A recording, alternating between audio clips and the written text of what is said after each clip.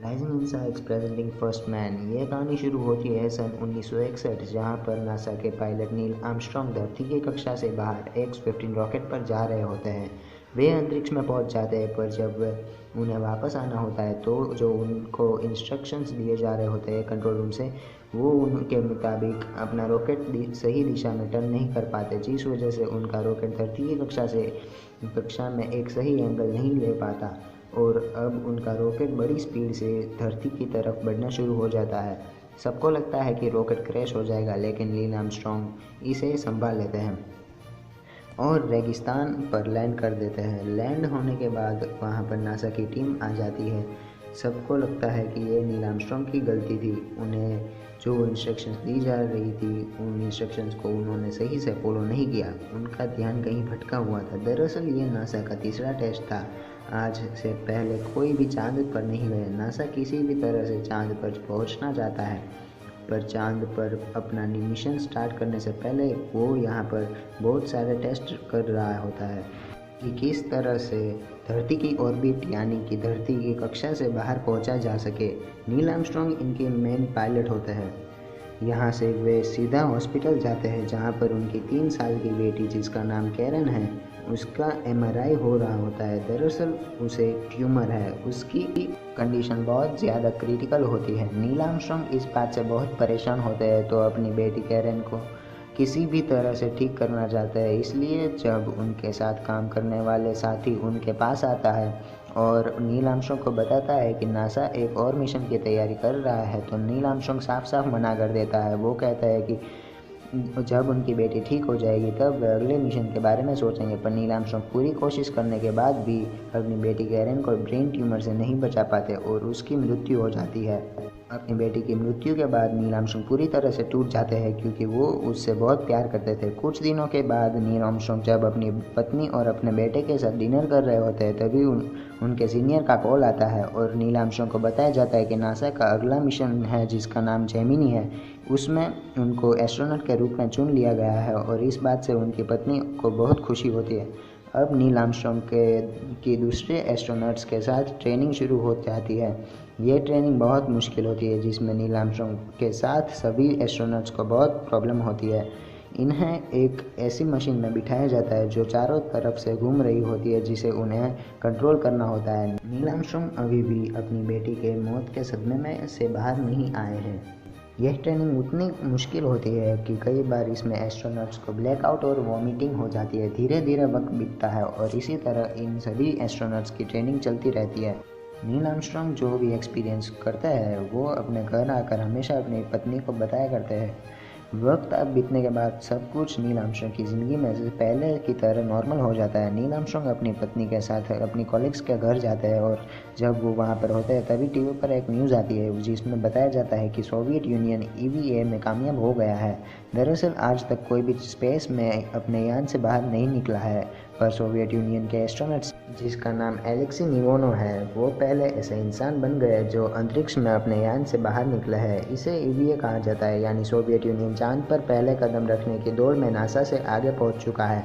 इसलिए नासा के सभी एस्ट्रोनॉट्स को बहुत डिसअपॉइंटमेंट होती है। इन सबको अगले दिन फ्लोरिडा बुलाया जाता है, जहां पर नील आर्मस्ट्रॉन्ग से कुछ इंजीनियर्स मिलते हैं। नील आर्मस्ट्रॉन्ग को बताया जाता है कि उन्हें जेमिनी स्पेसक्राफ्ट का चीफ अपॉइंट किया गया है और इस मिशन में इतना रिस्क है कि शायद अगर कुछ गड़बड़ हो जाए तो उन्हें अपनी जान से हाथ धोना पड़ेगा। लेकिन नील को इस बात से कोई फ़र्क नहीं पड़ता। वो घर आकर अपने बेटे को पढ़ा रहा होता है, तभी उसका दोस्त एड वहाँ पर आ जाता है और नील आर्मस्ट्रॉन्ग को वो बताता है कि उनका एक साथी, जिसका नाम एलियट है, उसका जेट मैकडोनल्ड एयरक्राफ्ट में लीक के पास क्रैश हो गया, जिसमें उसकी जान चली गई है। एलियट के फ्यूनरल में आए सभी एस्ट्रोनॉट्स उसी एक्सीडेंट के बारे में बात कर रहे होते हैं। तभी एक एस्ट्रोनॉट कहता है कि एलियट की स्पीड कम होने से ये एक्सीडेंट हुआ। नील उसे ये सब कहने से रोकता है और दरअसल यहाँ पर नील बहुत डिस्टर्ब होता है और उसे अपनी बेटी कैरन, जिसकी मौत ट्यूमर की वजह से हुई है, वो भी दिख रही होती है। नील आर्मस्ट्रॉन्ग अपने घर वापस आता है और वो घर के पीछे टेलीस्कोप से चांद देख रहा होता है। तभी वहाँ पर ऐड आता है और वो कहता है कि तुम्हें अपना वक्त अपने परिवार को देना चाहिए, पर नील आर्मस्ट्रॉन्ग उसे वहाँ से जाने के लिए कहता है। अगले दिन नील आर्मस्ट्रॉन्ग अपने 2 साथियों के साथ जेमिनी 8 स्पेसक्राफ्ट में जाता है। पिछले एक्सीडेंट की वजह से सब थोड़ा परेशान थे। जेमिनी 8 लॉन्च होता है और कुछ ही देर बाद जेमिनी 8 अंतरिक्ष में होता है। दरअसल इनका मिशन ये है कि इन्हें एजिना, जो कि एक स्पेसक्राफ्ट है जो पहले से अंतरिक्ष में है, उसे इन्हें अपनी जेमिनी 8 से डॉक करना है, यानी कि जोड़ना है। आज से पहले नासा ने ऐसा कभी नहीं किया। यह पहला अटेम्प्ट है जो जब ये डॉक करने की कोशिश करेंगे। शुरू में इन्हें एजिना नहीं दिखता, पर कुछ ही देर बाद इन्हें एजिना दिख जाता है और ये अपने स्पेसक्राफ्ट यानी कि जेमिनी 8 को उसे आसानी से डॉक कर देते हैं। नासा स्पेस स्टेशन में खुशी की लहर दौड़ जाती है। उधर घर पर नील आर्मस्ट्रॉन्ग की पत्नी और पूरा देश नील आर्मस्ट्रॉन्ग और नासा के बीच में बातें जो हो रही होती है वो सुन रहा होता है। पर तभी नील आर्मस्ट्रॉन्ग की टीम का नासा से संपर्क टूट जाता है, जिस वजह से उनका spacecraft Gemini 8 out of control हो जाता है। इस वजह से जेमिनी 8 को जो एजिना से जोड़ा था उसे अलग करना पड़ता है। कुछ ही देर बाद उनका संपर्क वापस से नासा से हो जाता है। नील आर्मस्ट्रॉन्ग उन्हें यह बताता है कि हमारा स्पेसक्राफ्ट हम आउट ऑफ कंट्रोल हो चुका है, वो गोल गोल घूम रहा है। वो नासा की मदद मांगता है और उनका स्पेसक्राफ्ट इसी तरह से बहुत देर तक गोल गोल घूमता है। नील आर्मस्ट्रॉन्ग का एक साथी बेहोश हो जाता है। नील आर्मस्ट्रॉन्ग सारी सिस्टम को बंद कर देता है और वो किसी भी तरह से अपने स्पेसक्राफ्ट को कंट्रोल में लाता है। पर अब उन्हें धरती पर इमरजेंसी लैंडिंग करनी होगी। वो सुरक्षित धरती पर लैंड कर जाते हैं। लैंड करने के बाद प्रेस उन्हें कई सारे सवाल पूछती है। इनमें मिशन के फेल के लिए नील आर्मस्ट्रॉन्ग को ब्लेम किया जाता है, पर नासा की टीम जानती है कि इसमें क्रू मेंबर्स का यानी कि एस्ट्रोनॉट्स का कोई भी हाथ नहीं था। यानी कि नासा ये भी जानती है कि मिशन पूरी तरह से फेल नहीं हुआ, क्योंकि नील आर्मस्ट्रॉन्ग जेमिनी 8 को एजिना से डॉक कर चुके थे। नील का दोस्त एड वेडर को बताता है कि उसे और उसके 2 एस्ट्रोनॉट्स को अपोलो 1 प्रोग्राम के लिए चुना गया है। नील उन्हें इस बात के लिए कंग्रेचुलेट करता है और जब ये तीनों के तीनों एस्ट्रोनॉट्स 27 जनवरी सन 1967 को अपोलो 1 प्रोग्राम के लिए टेस्टिंग कर रहे होते हैं तो उनका यान में आग लग जाती है, जिसमें इन तीनों की मृत्यु हो जाती है। उस वक्त नील आर्मस्ट्रॉन्ग व्हाइट हाउस में प्रेसिडेंट से मिलने गए होते हैं। फ़ोन पर उनको खबर ये मिलती है, जिसमें एस्ट्रोनॉट्स नील आर्मस्ट्रॉन्ग पूरी तरह से टूट जाता है, क्योंकि वो तीनों के तीनों एस्ट्रोनॉट्स उनके दोस्त थे। इस घटना के बाद ठीक 1 साल बाद दिखाया जाता है कि Neil Armstrong lunar landing research vehicle पर प्रैक्टिस कर रहे होते हैं। दरअसल ये वो व्हीकल होता है जिससे नील आर्मस्ट्रॉन्ग या कोई भी एस्ट्रोनॉट चांद पर उतरेगा, और जब नील आर्मस्ट्रॉन्ग प्रैक्टिस कर रहे होते तभी इसमें कुछ खराबी आ जाती है और इससे पहले कि नील आर्मस्ट्रॉन्ग इस मशीन के साथ ज़मीन पर गिरते हैं वो अपना पैराशूट खोल लेता है और इस तरह से उनकी जान बच जाती है। नील आर्मस्ट्रॉन्ग को सीनियर उसे कहते हैं कि ये चांद पर हमें उतरने के लिए इस मशीन का उपयोग नहीं करना चाहिए। आज तुम्हारी जान जाते जाते बच गई। नील आर्मस्ट्रॉन्ग कहता है कि इसके अलावा हमारे पास कोई विकल्प नहीं है और हमें ये करना ही होगा।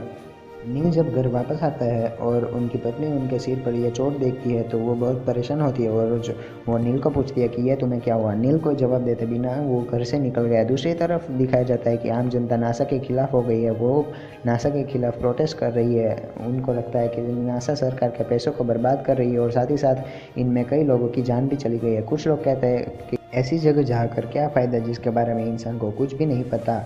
पर फिर भी नासा का स्पेस स्टेशन में लगातार काम चल रहा होता है और बहुत जल्दी एक दूसरा स्पेसक्राफ्ट बनकर तैयार हो जाता है। नील से मिलने के लिए उसका सीनियर आता है और उसे बताता है कि अपोलो 11 चांद पर लैंड कर सकता है और इसके पूरी मिशन की कमांड नील आर्मस्ट्रॉन्ग को सौंपी जाती है, जिसे वो एक्सेप्ट कर लेता है। नील आर्मस्ट्रॉन्ग जब घर आता है तो वो न्यूज़ में देखता है कि अपोलो 10 पूरी तरह से कामयाब हो चुका है और अब अपोलो 11 मिशन होगा जिसमें पहली बार इंसान चांद की सतह पर उतरेगा।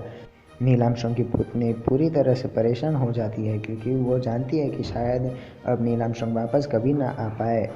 इसलिए वह अपने पति को कहती है कि तुम्हें अपने बच्चों को सच बताना होगा, क्योंकि तुम्हारे बहुत सारे साथी जो कि एस्ट्रोनॉट्स थे वो अब दुनिया में नहीं रहे और उनके बच्चों अनाथ हो गए हैं। इसलिए तुम्हें अपने बच्चों को सच बताकर यहाँ से जाना होगा।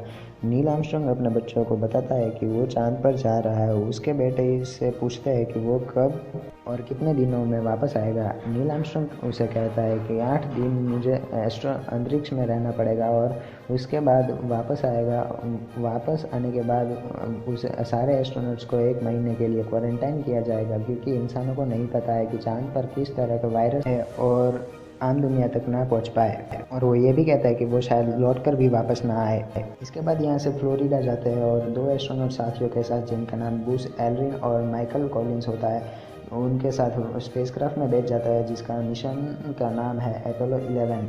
ये सफलतापूर्वक लॉन्च हो जाता है और 4 दिन सफ़र करने के बाद इनका स्पेसक्राफ्ट चांद की ऑर्बिट में प्रवेश कर जाता है। कुछ देर बाद उन्हें चांद की सतह दिखने लगती है। स्पेसक्राफ्ट जब चांद के पास पहुंच जाता है तो नील आर्मस्ट्रांग और बूस दोनों चांद की सतह पर उतरने के लिए तैयार हो जाते हैं और चांद पर लैंड करने की कोशिश कर रहे होते हैं। तभी फ्यूल काफ़ी ख़त्म हो चुका होता है और अलार्म बजने लगता है, पर किसी तरह फ्यूल पूरा ख़त्म होने के पहले वे अपने स्पेसक्राफ्ट को लैंड करवा लेते हैं। लैंड करने के बाद उन सबसे पहले नील आर्मस्ट्रांग बाहर निकलता है और वह पहला आदमी बन जाता है जिसने चांद की सतह पर कदम रखा।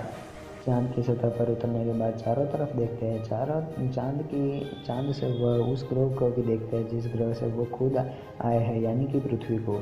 यहाँ पर उन्हें अपनी बेटी की भी याद आती है और उन्हें वह पल याद आता है जब वह अपनी बेटी कैरन को, जो कि अब दुनिया में नहीं है, धरती से चांद दिखाया करते थे। इसके बाद नील आर्मस्ट्रांग का दूसरा साथी बूज भी चांद की सतह पर उतरता है। नील आर्मस्ट्रांग और उसका साथी चांद पर कुछ देर तक रहते हैं। नील आर्मस्ट्रांग के हाथ में उनकी बेटी के ब्रेसलेट होता है। वो उस ब्रेसलेट को चांद के पर गिरा कर स्पेसक्राफ्ट से पृथ्वी की तरफ बढ़ना शुरू कर देते हैं।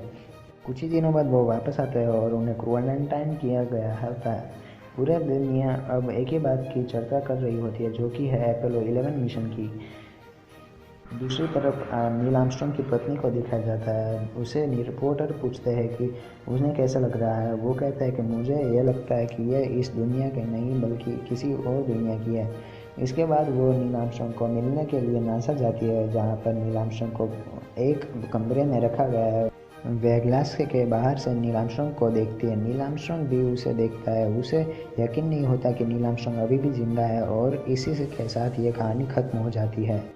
अगर आपको ये वीडियो अच्छा लगा तो लाइक करें, शेयर करें और हमारे ऐसे दूसरे वीडियोज़ को देखने के लिए सब्सक्राइब करें और बाजू में दिए गए घंटे को भी बजा दें।